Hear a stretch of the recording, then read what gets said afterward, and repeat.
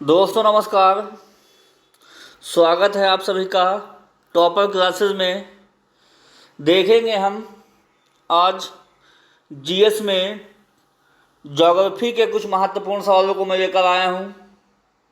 सक्षमता परीक्षा में BPSC TRE 4, UP TET, C TET, super TET, Bihar police, SSC GD, जहाँ भी आपको जो है जीएस पूछी जाती है उनमें से कुछ सवालों को मैं लेकर आया हूँ।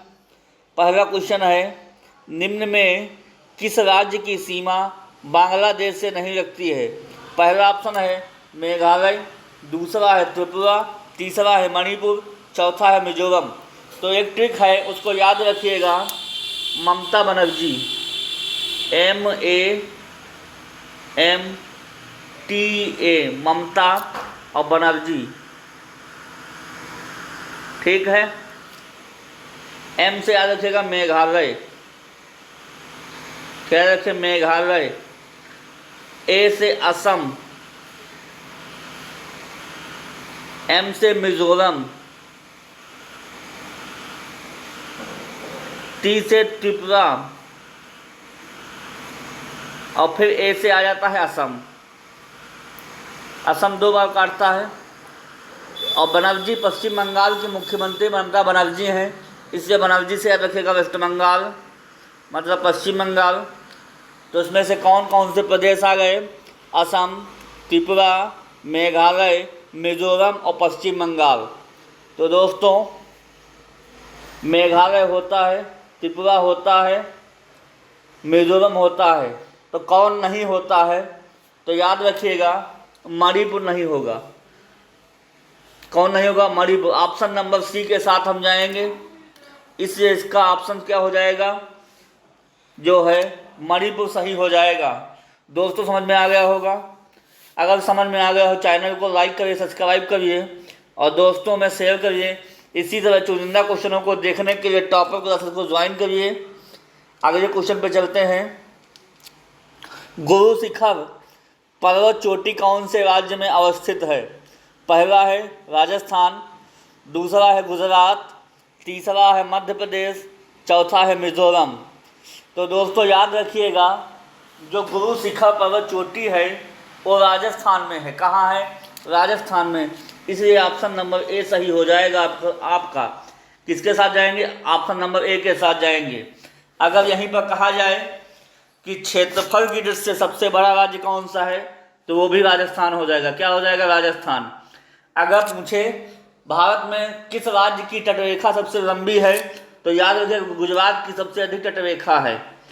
अगर पूछे सबसे ज़्यादा जो है टाइगर स्टेट के नाम से कौन जाना जाता है, याद रखिएगा मध्य प्रदेश जो है टाइगर स्टेट के नाम से जाना जाता है। अगर मध्य प्रदेश की बात कही जाए तो टाइगर स्टेट के नाम से मध्य प्रदेश जाना जाता है।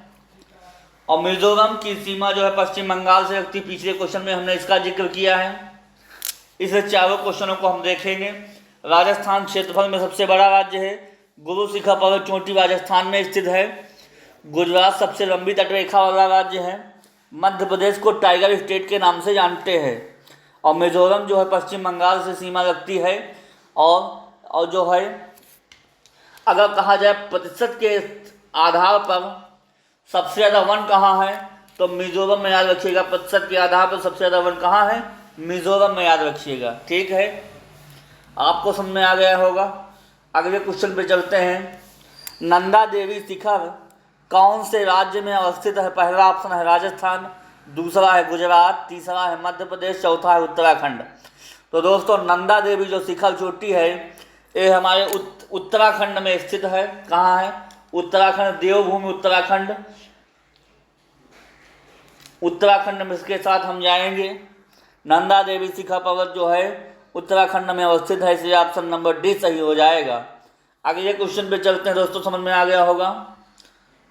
भारतीय मानक समय की यामोत्तर नहीं गुजरती है। जो भारत की मानक समय रेखा है वो किस राज्य से होकर नहीं गुजरती है? पहला ऑप्शन है आंध्र प्रदेश, दूसरा है छत्तीसगढ़, तीसरा है मध्य प्रदेश, चौथा है उत्तराखंड। तो दोस्तों ट्रिक याद रखिएगा। भारत की मानक समय रेखा यूपी, एमपी, का 36 का आंकड़ा लेकर अंधे उड़ गए। क्या है? अंधे उड़ गए। अंधे उड़ गए मतलब यूपी में एमपी का 36 का आंकड़ा हुआ और अंधे उड़ गए। यूपी माने उत्तर प्रदेश, एमपी माने मध्य प्रदेश, CWH छत्तीसगढ़, अंधे माने आंध्र प्रदेश और उड़ माने उड़ीसा। तो इस ट्रिक को याद रखिएगा, यूपी एमपी में 36 का आंकड़ा लेकर अंधे उड़ गए। इसलिए जो है आंध्र प्रदेश पहला ऑप्शन है, इसलिए ये नहीं होगा। छत्तीसगढ़ नहीं होगा, मध्य प्रदेश नहीं होगा। ऑप्शन नंबर डी उत्तराखंड इसका सही जवाब हो जाएगा। भारत की मानक समय रेखा उत्तराखंड राज्य से नहीं गुजरती है, इसलिए ऑप्शन नंबर 4 के साथ हम जाएंगे। ऑप्शन नंबर 4 सही हो जाएगा। दोस्तों आपको समझ में आ गया होगा। अगले क्वेश्चन पे चलते हैं। भारत के किस राज्य की समुद्री तट सबसे अधिक लंबा है? पहला है आंध्र प्रदेश, दूसरा है महाराष्ट्र, तीसरा है मध्य प्रदेश, चौथा है गुजरात। तो दोस्तों मैं पिछले क्वेश्चन में इसका जिक्र कर चुका हूँ। भारत के किस राज्य की समुद्री तट सबसे अधिक लंबा है? तो गुजरात। ऑप्शन नंबर डी के साथ हम जाएंगे। अगर यहीं पर सबसे छोटी तट रेखा वाला राज्य पूछा जाए, सबसे छोटी तट रेखा वाला अगर राज्य पूछा जाए तो याद रखिएगा गोवा का नाम आता है। किसका नाम आता है? गोवा का नाम आता है। अगर सबसे कम क्षेत्रफल वाला राज्य पूछा जाए तो गोवा है। सबसे अधिक जनसंख्या वाला राज्य पूछा जाए तो उत्तर प्रदेश है। अगर सबसे कम जनसंख्या वाला राज्य पूछा जाए तो सिक्किम है।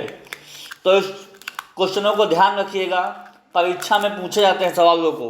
एक साथ कई क्वेश्चनों को हमको लपेटना है।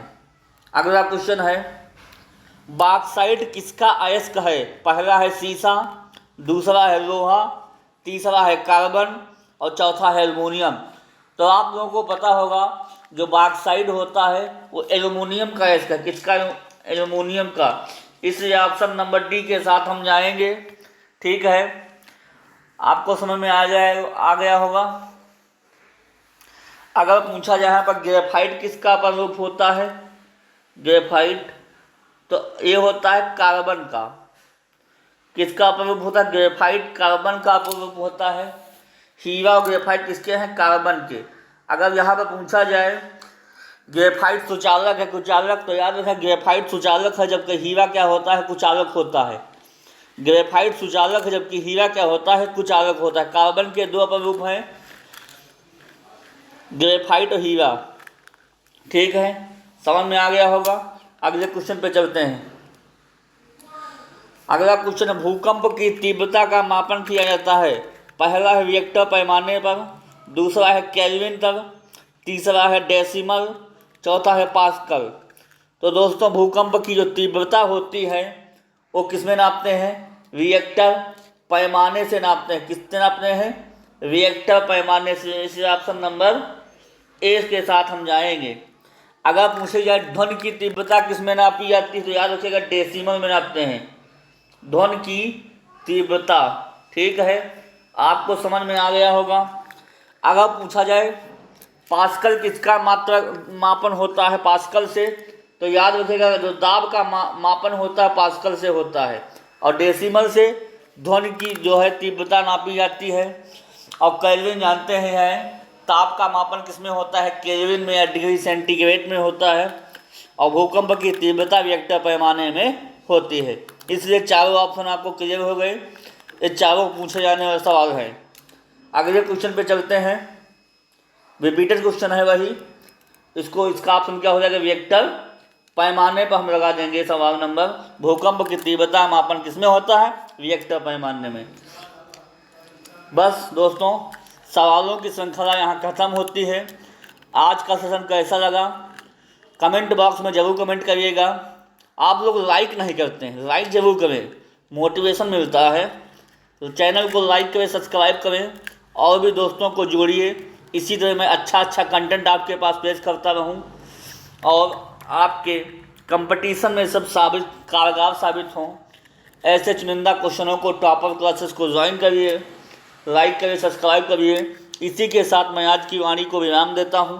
अगले अगली क्लास में फिर मिलेंगे, तब तक के लिए धन्यवाद।